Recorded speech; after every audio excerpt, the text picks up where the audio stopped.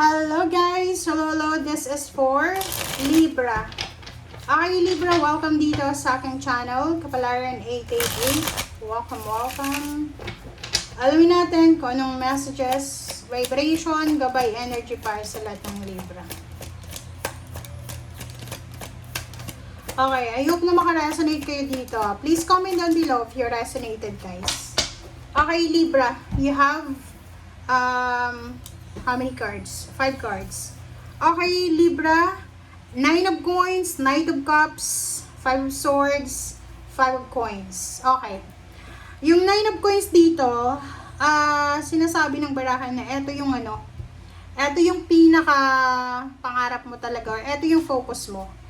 Ang Knight of Cups na to, this is, pwedeng yung message na to ay para doon sa Libra na single. Single Libra na gusto mong makapag-asawa ng financially stable. Okay? Yung hindi ka masyadong tumitingin sa itsura, sa mukha. Tinitingnan mo is yung stability and balance. Alright. Okay. Okay. So, dito naman, sinasabi 55-8. Sinasabi ng baraha sa iyo, Libra, na possible na makatanggap ka ng letter. It's either love letter, it's either siya bills, sa kuryente ba yan, or kano pa man. Basta mabilis siya. Okay? Ang nakikita ko sa'yo dito, Libra, okay, sorry kasi pwedeng ang message na to, tingnan mo siya. Kasi this message is napakabilis siya eh. 8 of Wands kasi siya eh. Napakabilis na mensahe ang darating sa'yo. Domino effect. So, this is karma. Diba? This is karma. So, I don't know kung ano man siya, kung ano ba to. But, ang napakabilis na message na to, pwedeng galing siya sa Meralco, or galing siya sa, sa government, or whatever man. And, posibleng kailangan mo dito ng pera eh. Diba? So, sinasabi ng baraha na to, na ang letter na to, ang communication na to, ang message na to, ay posibleng magbigay sa'yo ng problema sa financial. So, possible siya na kailangan mong bayaran. Bills. Pwedeng bills, or pwedeng, whatever man yan, na message, letter, whatever man. And, nakikita ko sa'yo dito na wala kang mautangan ba? Or wala kang mahinga ng tulong. So, nasa 5 of Swords ka, sinasabi ng barahan na parang gusto mo na lang na i-give up siya. Okay? Hahayaan mo na lang siya. Parang ganon. So, let's check. Ano ba yan? Libra.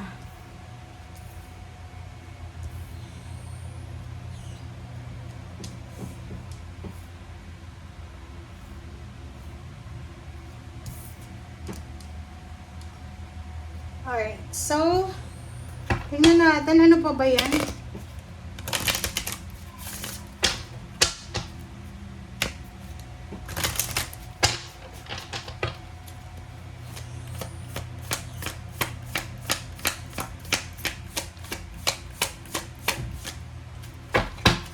Libra.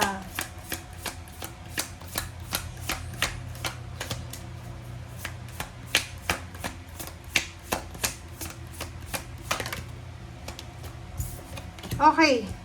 Ruby light, passion in purpose.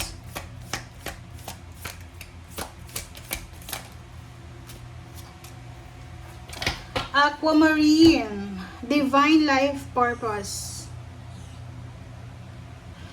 Okay, yung dalawang barahan yan, parang motivation yan sa'yo, Libra.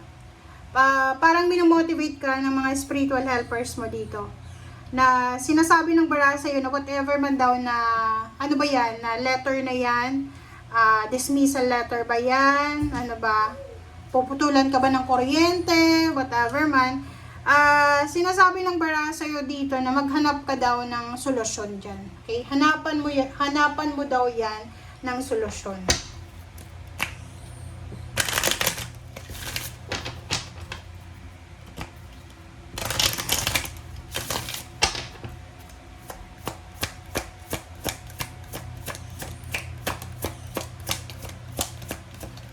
Or maybe you're expecting money You're expecting money pero hindi siya dumating.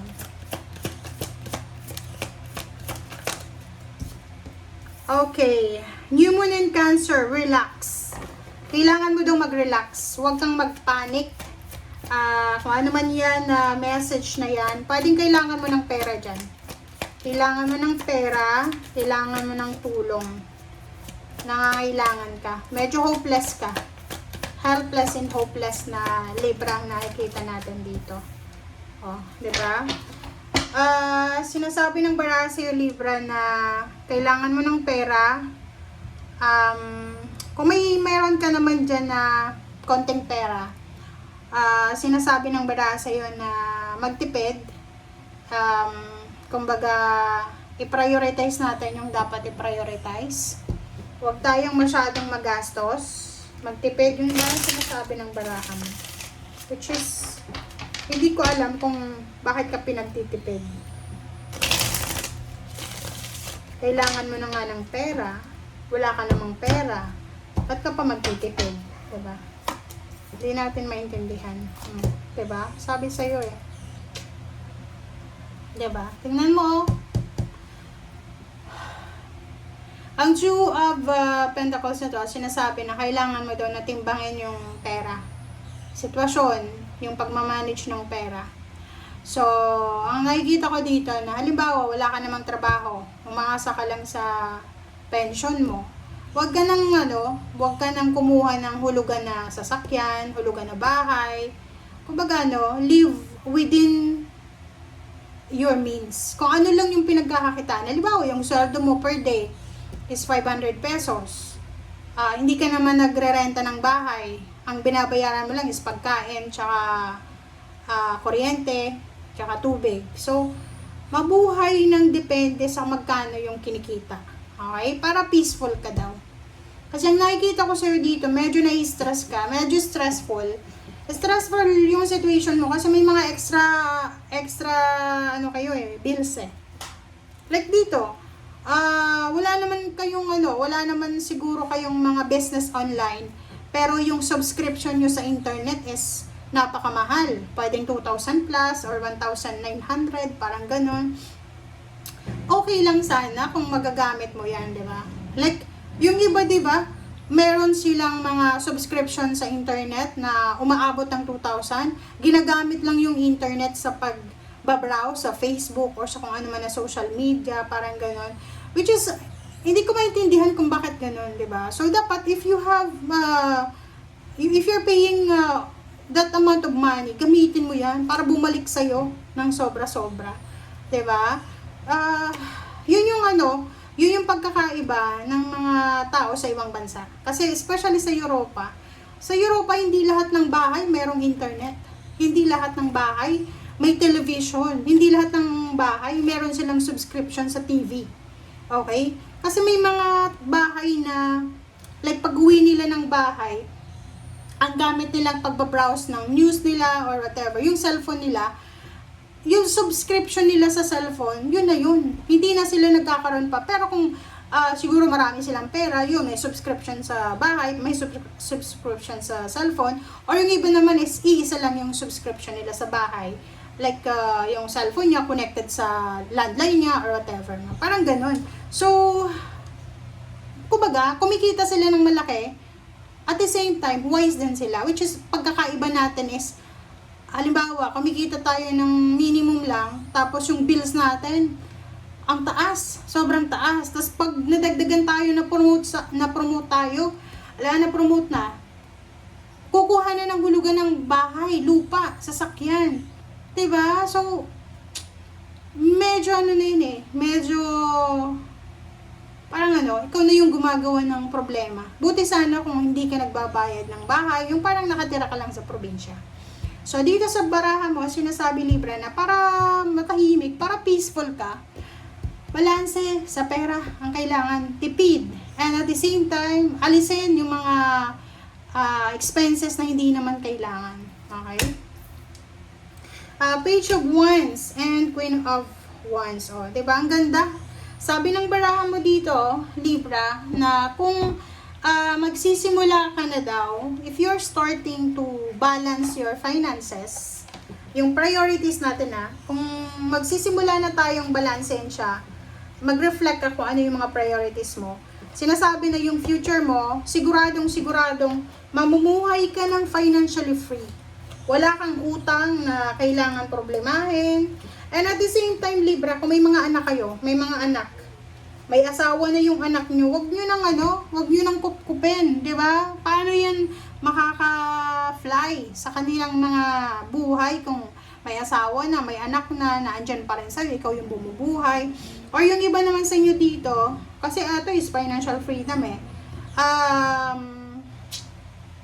Wag nating i-spoil ang anak natin sa mga bagong gadgets. May iba, 'di ba? Wala namang pera.